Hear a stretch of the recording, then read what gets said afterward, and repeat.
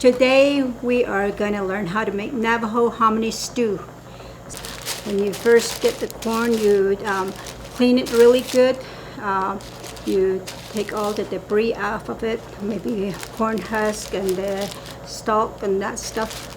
It'll be in there, so you need to clean it really good.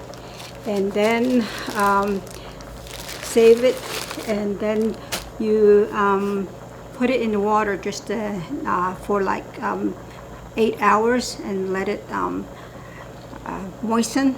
Drain it off, let it boil for about 8 hours. It takes a while.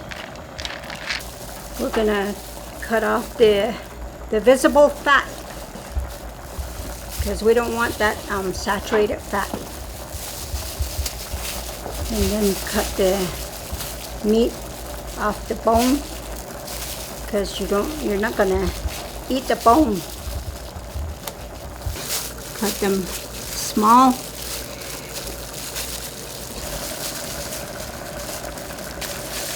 Okay. These are the onions. Do it the way you do the garlic. You just kind of crush it and then cut it up. Put that in there. That's going to give it flavor. Now what we're going to do is put some parsley in there. Stir that. Mix it well.